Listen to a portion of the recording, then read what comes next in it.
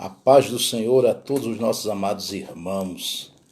Estamos nesta tarde aqui na sala do estudo bíblico. Vamos iniciar hoje uma série de estudos sobre o livro do Apocalipse. E nós contamos com todos para juntos participarmos. Mandalva já está conosco, a paz do Senhor, irmã Mandalva.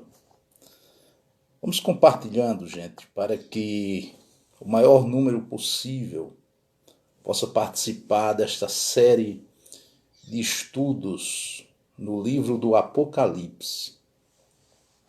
Logo mais nós estaremos dando início. Vamos estar falando hoje acerca do significado da palavra Apocalipse, do autor humano do Apocalipse, onde foi escrito, onde o apóstolo estava quando recebeu a revelação e os destinatários deste livro.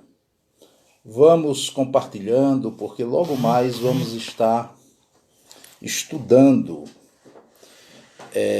introdução ao livro do Apocalipse. Vamos esperar mais alguns irmãos entrarem.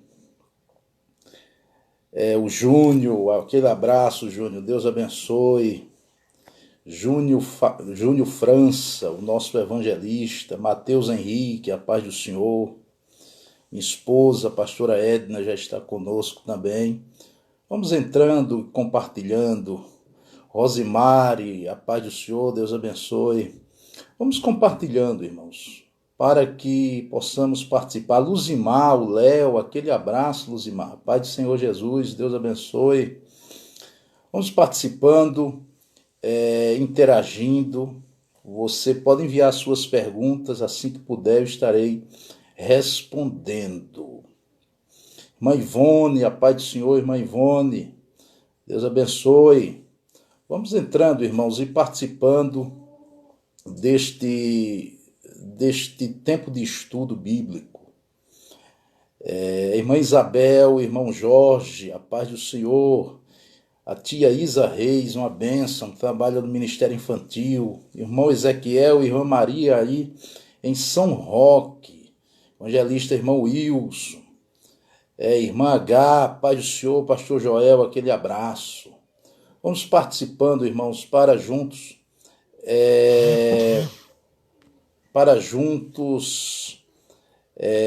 participarmos desse público. Vamos começar. Você que trouxe a sua Bíblia, você que tem, aí na sua casa, ou a Bíblia no seu smartphone, ou no seu tablet, ou ela em manuscrito normal. Apocalipse, capítulo de número 1.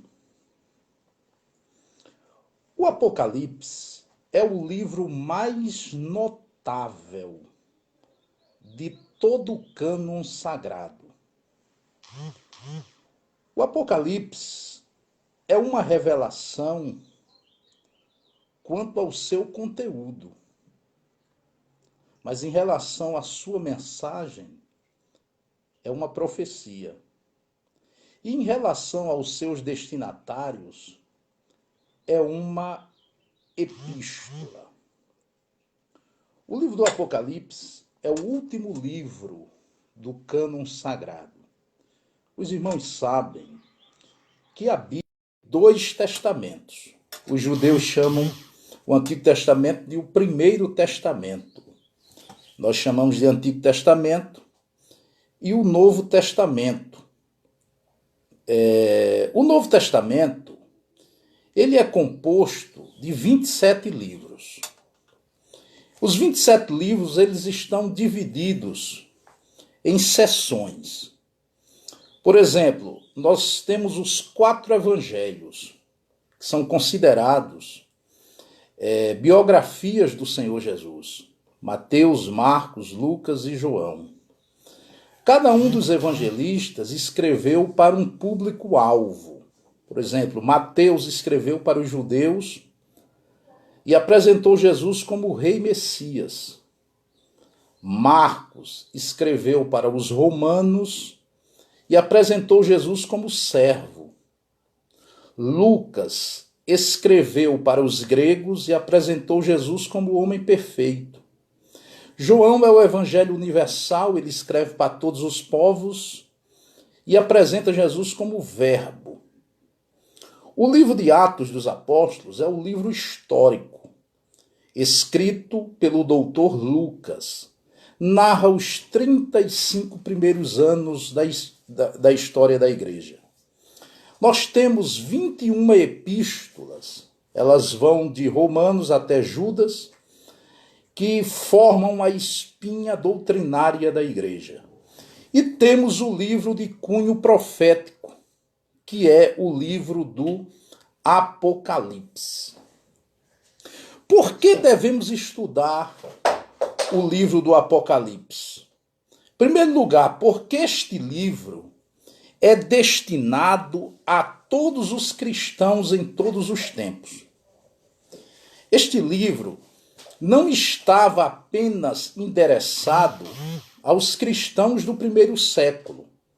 Ele foi escrito para todos os cristãos em todos os tempos. Em segundo lugar, o Apocalipse, ele revela o plano de Deus para o futuro. Por isso que é importante estudarmos o Apocalipse, porque ele revela o plano de Deus para o futuro. Em terceiro lugar, o Apocalipse deve ser estudado porque ele é cristocêntrico. É a revelação de Jesus Cristo. Jesus é o centro deste livro, é o tema central.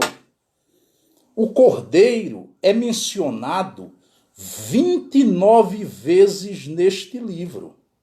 O Cordeiro está entronizado, está no meio do trono, é adorado, é bendito, foi morto desde a fundação do mundo. Então, o tema central deste livro é Jesus Cristo, ele é cristocêntrico. E em quarto lugar, devemos estudar este livro porque ele traz uma bênção especial para os seus leitores. Apocalipse capítulo 1, versículo 3 diz: Bem-aventurado aquele que lê, e os que ouvem as palavras desta profecia, e guardam as coisas que nela estão escritas, porque o tempo está próximo. Então, este livro, ele foi escrito para ser lido em voz audível nas congregações. Então, existia alguém que estava lendo, existiam os ouvintes também, e aqueles a quem são exortados a guardarem as palavras da profecia deste livro, porque o tempo está próximo. Nós sabemos que os biblistas, os teólogos, eles descrevem alguns métodos de interpretação do livro do Apocalipse.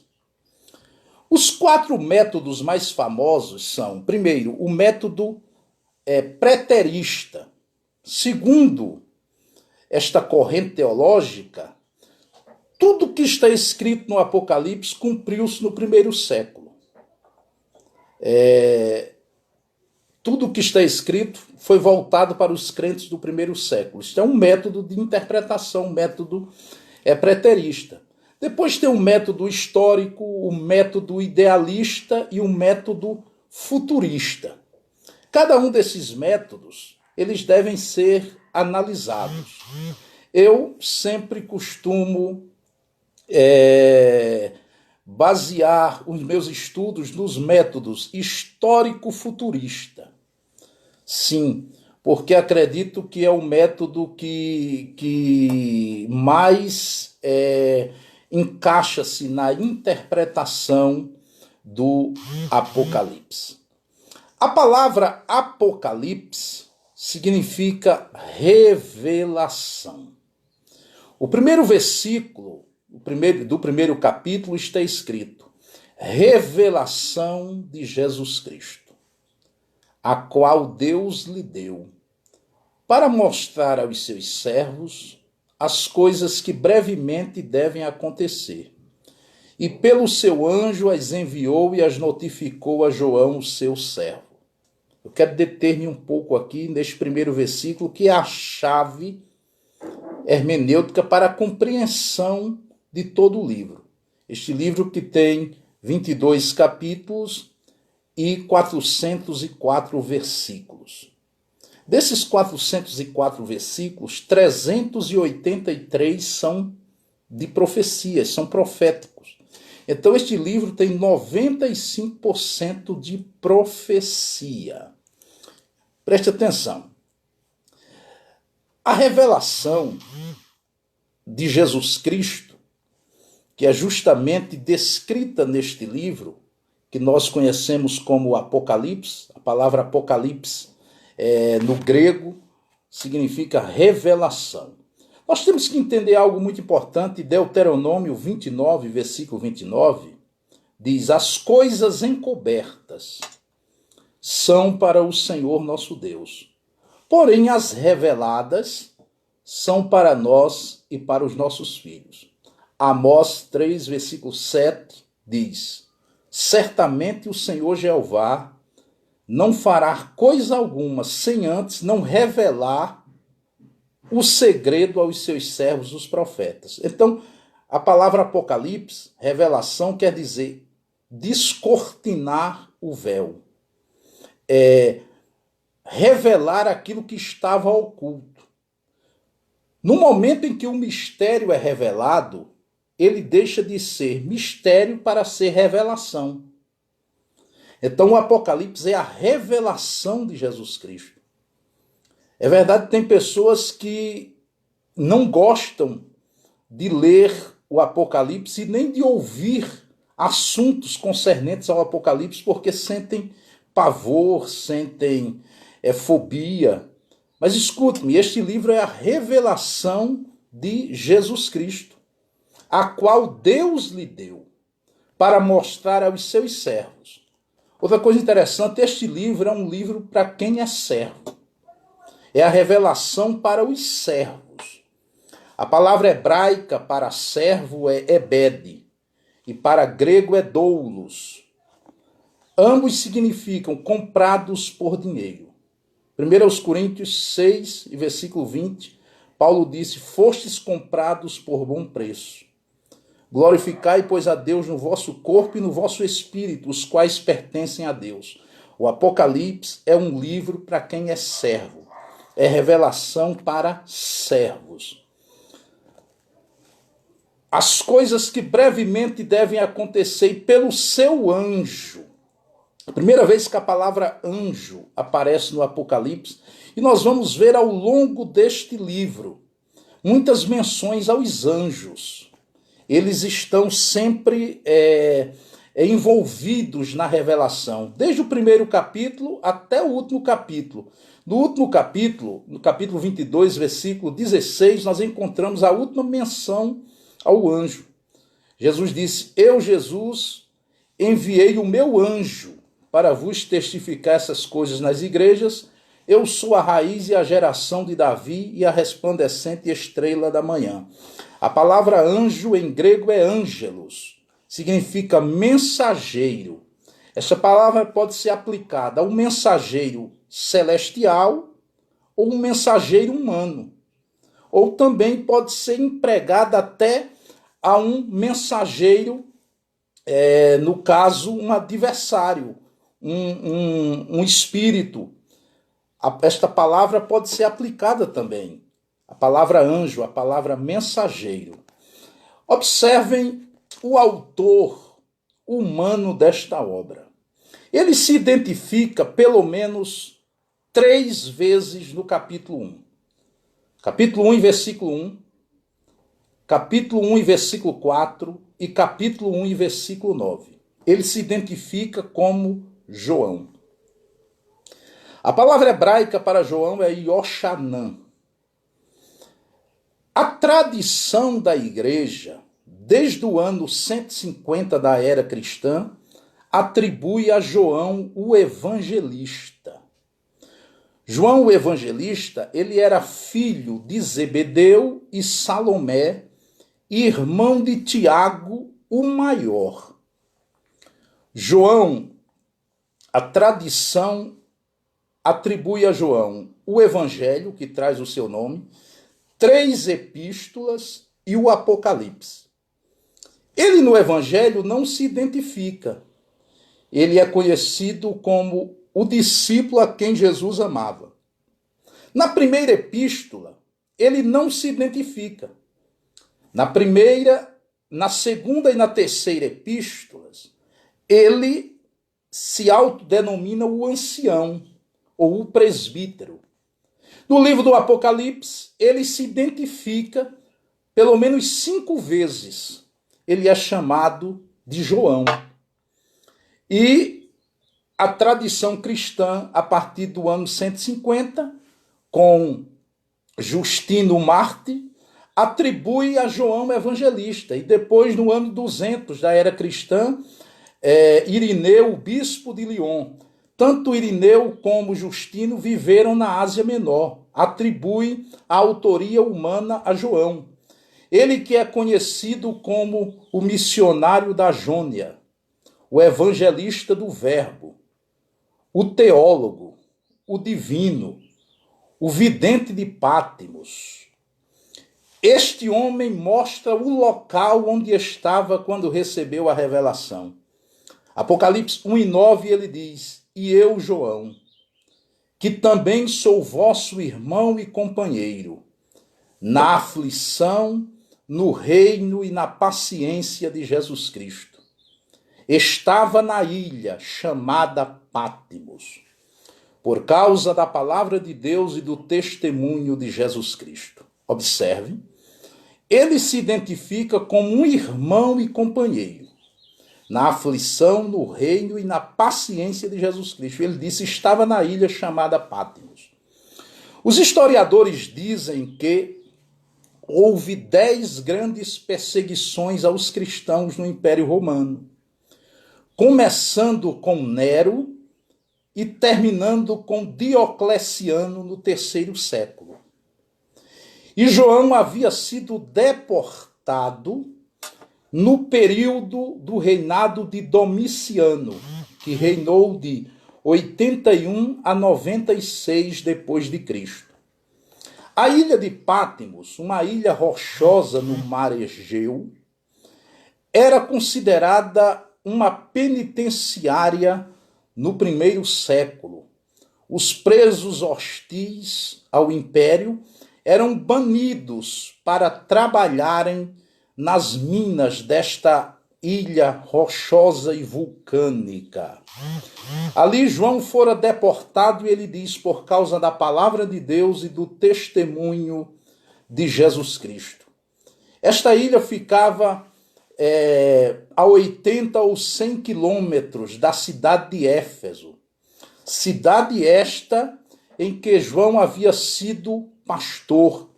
E segundo a tradição, João morreu na cidade de Éfeso. Ele era o representante do colégio apostólico, o único sobrevivente do colégio apostólico no fim do 1º século. Este João formou a escola teológica de Éfeso. Observem que quando ele recebe a revelação, ele estava nesta ilha. Ele diz, eu estava na ilha chamada Pátimos. Ele havia sido banido. Ele estava longe do seu rebanho fisicamente. Ele estava isolado fisicamente. Ele estava num isolamento social. O seu rebanho estava na Ásia Menor. As igrejas de Éfeso, Esmirna, Pérgamo, Tiatira, Sardes e Laodiceia. João era o bispo supervisor desta área. E ele, naquele dia, era um dia de domingo. Aleluia. O versículo 10, ele diz E eu fui arrebatado em espírito no dia do Senhor. E ouvi detrás de mim uma grande voz como de trombeta que dizia, preste atenção, o dia do Senhor aí não refere-se ao dia escatológico, o dia de Deus que os profetas mencionaram no Antigo Testamento, o dia do Senhor, aquele dia da ira, o dia de indignação, o dia em que Deus irá tratar com as nações. Não. É a primeira vez na Bíblia que o primeiro dia da semana é chamado de o dia do Senhor. Nos Evangelhos e em Atos, este dia é chamado o primeiro dia da semana, porque foi o dia que o Senhor ressuscitou. Foi o dia que o Espírito Santo desceu sobre a igreja no dia de Pentecostes. O dia em que a ceia do Senhor era celebrada na igreja primeva e era chamada de o partir do pão. Também no dia do Senhor, João recebe as intrínsecas revelações do Apocalipse. Ele estava exilado na ilha, ele estava distante do continente, mas naquela ilha os céus se abriram e ele teve visões de Deus. Hoje eu li em um comentário que o comentarista dizia: Pátimos foi o aeroporto para João chegar na Nova Jerusalém. Lembre-se, mesmo que você esteja isolado, esteja distante da sua comunidade de fé fisicamente, os céus podem abrirem-se para você e você ter visões maravilhosas de Deus. O ancião, o venerável ancião que estava ali na ilha, aleluia, representando o colégio apostólico, aquele homem que era o mais novo dos apóstolos e colocava a cabeça no peito do mestre. Sim, aquele homem recebe essas gloriosas visões na ilha de Pátimos. Ali estava ele banido por causa da palavra de Deus e do testemunho de Jesus Cristo. Ninguém pode silenciar um profeta. Ninguém pode amordaçar a boca de uma testemunha fiel. Ninguém para aquele que Deus elegeu para pregar a sua palavra. Glória a Deus. Agora vamos para a data em que o Apocalipse foi escrito. Os biblistas, eles dizem que o Apocalipse ele foi escrito na última década do primeiro século, entre os anos 91 até 96 da era cristã. Eu acredito que o livro foi escrito na cidade de Éfeso, porque João, quando recebe a revelação, ele está em Patmos, e ele diz, eu estava em Patmos. Ou seja, ele usa o verbo no passado, eu estava. O que nos dá a entender que João já estava em Éfeso quando escreve este livro. E este livro, os seus primeiros destinatários, são as 7 igrejas da Ásia Menor. E o Senhor Jesus diz a João, o que vês, escreve em um livro. E envia-o às 7 igrejas que estão na Ásia. A Éfeso, a Esmirna, a Pérgamo, a Tiatira, a Sardes, a Filadélfia e a Laodiceia. Algo interessante, a primeira vez que o número 7 aparece do Apocalipse está no capítulo 1 e versículo 4. Quando João diz, eu, João, as 7 igrejas que estão na Ásia, graça e voz seja convosco da parte daquele que é, que era e que há de vir, e da dos 7 espíritos que estão diante do seu trono. Preste atenção. A numerologia ela é muito importante no Apocalipse. O número 7 aparece 54 vezes no livro do Apocalipse. Depois nós encontramos o número 4, que representa a totalidade do reino de Deus na terra. Nós encontramos o número 12, nós encontramos o número 10, nós encontramos o número 12.000, nós encontramos 144 mil, nós encontramos o número 200 milhões. Então a numerologia ela é muito importante no Apocalipse, como também a simbologia. Nós vamos encontrar 7 candelabros, nós vamos encontrar 7 anjos, nós vamos encontrar um livro selado com 7 selos, 7 taças, 7 trombetas, nós vamos encontrar 7 trovões, nós vamos encontrar uma mulher vestida de sol, nós vamos encontrar um dragão, uma besta que sobe da terra, uma besta que sobe do mar. Então a simbologia também é muito importante no livro do Apocalipse. E os cristãos do primeiro século, eles compreendiam bem esta questão da simbologia. Por isso que o Apocalipse ele deve ser estudado, meditado, com muita calma e com bastante dependência de Deus para o entendimento destes símbolos que alguns acham muito complexos. Mas temos que entender que o Apocalipse é a revelação de Jesus Cristo. Ora bem, existem os dispensacionalistas que, segundo eles, as 7 igrejas representam 7 períodos da Igreja de Cristo aqui na Terra. 7 períodos na história que Deus está tratando com a sua igreja.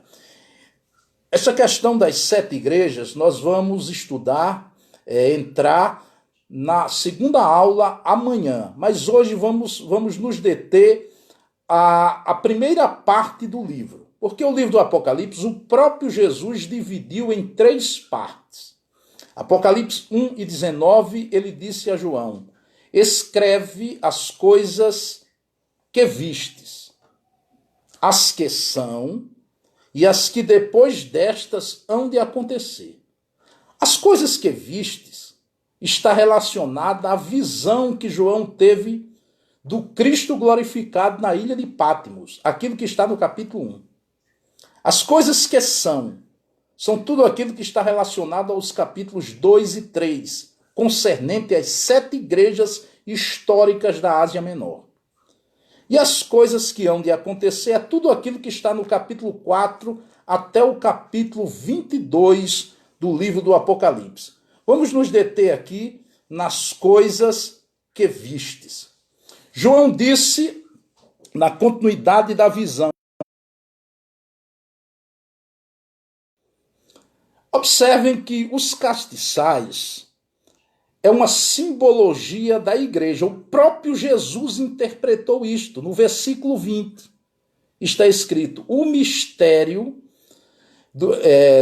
dos 7 castiçais que viste e dos 7 anjos. Os 7 castiçais simbolizam as 7 igrejas. E as 7 estrelas, simbolizam os anjos das 7 igrejas. Então Jesus já interpretou a simbologia dos castiçais, dos candelabros, das menorais. No tabernáculo e no templo de Salomão existia uma menorá. Zacarias, no capítulo 4, ele tem uma visão de uma menorá no céu. Mas aqui nós encontramos 7. A menorá, ou candelabro, era a única peça do tabernáculo que era feita de uma única peça de ouro. Existia uma haste central e 6 hastes, 3 em cada lado. Observem que a lâmpada central é um símbolo de Cristo. João 8:12, Jesus disse: eu sou a luz do mundo. E as lâmpadas que estão ao lado representam os cristãos, representam a igreja. Mateus 5:14, Jesus disse: vós sois a luz do mundo. Então o castiçal, a função dele é brilhar. João disse: virando-me vi 7 castiçais de ouro. Antes de ver Cristo, ele viu os castiçais. Ou seja, Cristo é visto na terra através da igreja. quando a igreja brilha, quando a igreja resplandece a glória de Cristo, Cristo é visto através dela. A igreja age como luz do mundo, fulgor do Espírito. Por isso que Paulo disse: não apagueis o Espírito, não extingais o Espírito. O Espírito são as 7 lâmpadas que ardem diante do trono do Cordeiro, diante do trono de Deus. E a igreja, como o castiçal de Deus, ela brilha nesta terra. Por isso que João diz: virando-me vi 7 castiçais de ouro.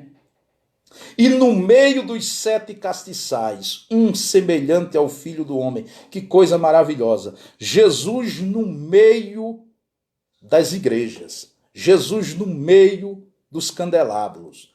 Passeando como sumo sacerdote e como juiz.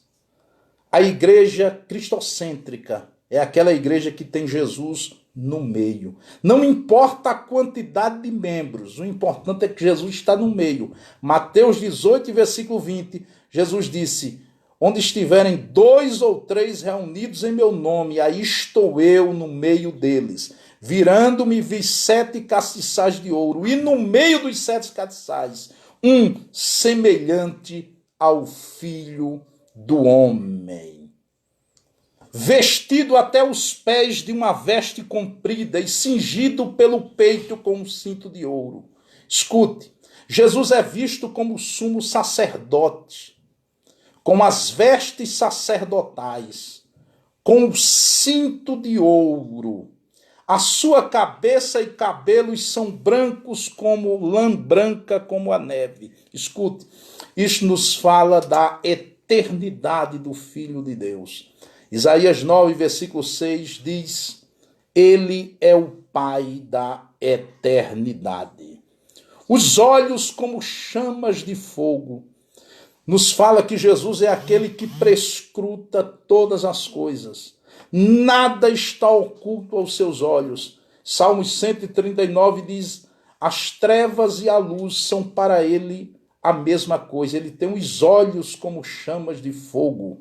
Ou seja, nada se furta aos seus olhos, nada se esconde.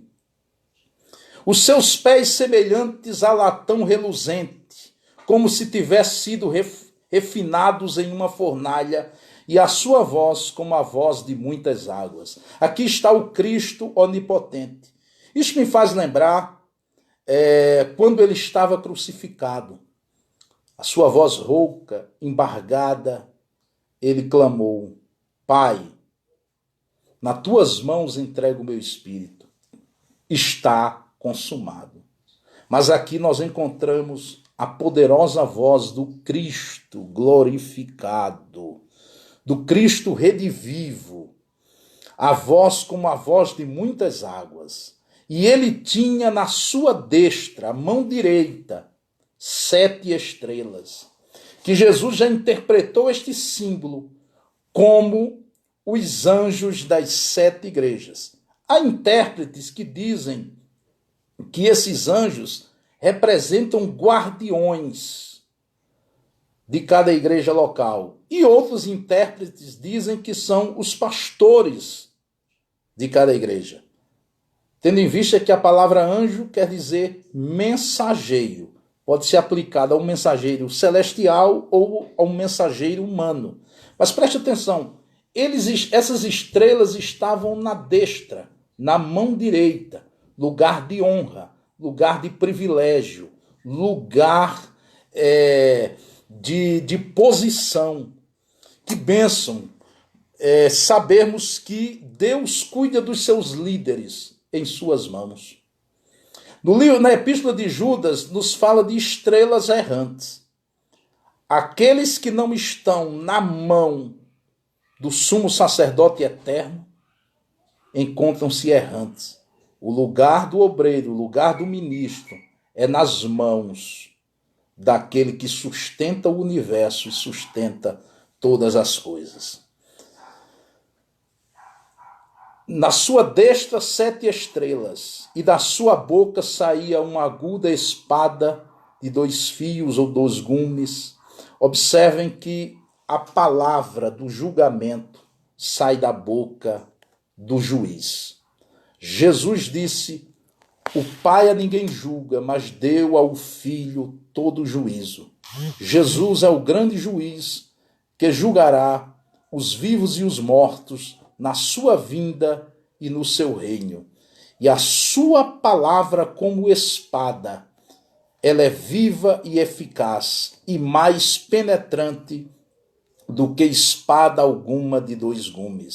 Que ele tinha contemplado um pouco da sua glória lá no Monte Tabor, juntamente com Pedro e Tiago, quando o Senhor transfigurou-se. Ao contemplar tudo isto, ele disse: quando eu o vi, caí aos seus pés como morto. E ele pôs sobre mim a sua destra e disse-me: não temas, eu sou o primeiro e o último. Eu que vivo e fui morto, mas eis que estou vivo para todo sempre e tenho as chaves da morte e do inferno. Nós encontramos no livro do Apocalipse pelo menos 3 chaves. Da morte e do inferno, chave de Davi e a chave do abismo. Deixa eu lhe dizer, chave na Bíblia nos fala de poder, de autoridade, poder para fechar e poder para abrir. O Senhor disse a Pedro e aos seus discípulos: dar-te-ei as chaves do reino dos céus. Jesus disse que a sua igreja tem o poder de ligar e desligar. A chave da morte do inferno está nas mãos de Cristo. Ou seja, ele tem poder sobre a morte e sobre o Hades. E nós vamos entender lá no capítulo 20 do Apocalipse que ele lançará a morte e o inferno no lago de fogo. Ou seja, o último inimigo que há de ser destruído é a morte. A Bíblia diz que Satanás tem o império da morte, mas com a morte de Cristo e a sua ressurreição triunfante, ele detém o poder da morte e do inferno. Ele disse: é-me dado todo o poder nos céus e também na terra. Ele diz: quando eu vi, caí como morto, mas ele pôs sobre mim a sua destra, a sua mão poderosa. Aleluia. João foi arrebatado. Ele ouviu palavras gloriosas e inefáveis. João fez um tour pelos céus. O Apocalipse desvendou as maravilhas celestiais para o vidente de Pátimos, para o exilado da Ásia Menor. Ele que era considerado a lâmpada da Ásia, o venerável ancião. A ele, Deus deu-lhe o privilégio de mostrar-lhe as coisas que brevemente devem acontecer. Então, hoje aprendemos que a palavra Apocalipse significa revelação, significa descortinar, abrir o véu. Entendemos que o Apocalipse foi escrito por João, o teólogo, o evangelista. Entendemos que a data é cerca de 95 ou 96 a.C. e foi escrito em Éfeso, mas a revelação João recebeu em Pátimos no dia do Senhor, na perseguição que Domiciano, imperador, havia fortemente investido contra a igreja do Senhor. E que este livro traz uma mensagem de encorajamento para a igreja, de ânimo e de esperança. Apocalipse 1:7 diz: eis que vem com as nuvens, e todo olho verá, até aqueles que o traspassaram, e todas as tribos da terra se lamentarão sobre ele. Sim, amém. Eu sou o Alfa e o Ômega, o princípio e o fim, diz o Senhor, o que é, o que era, o que há de vir, o Todo-Poderoso. Deus abençoe a todos em nome de Jesus. E amanhã nós vamos estar falando aqui acerca das igrejas da Ásia Menor. Vamos falar no capítulo 2 sobre as 3 primeiras igrejas: Éfeso, Esmirna, Pérgamo, ou melhor, as 4 primeiras igrejas, e Tiatira. Deus abençoe a todos, no nome de Jesus, e logo mais teremos plantão de oração na AD Santa Bárbara. Um abraço a todos, no nome de Jesus.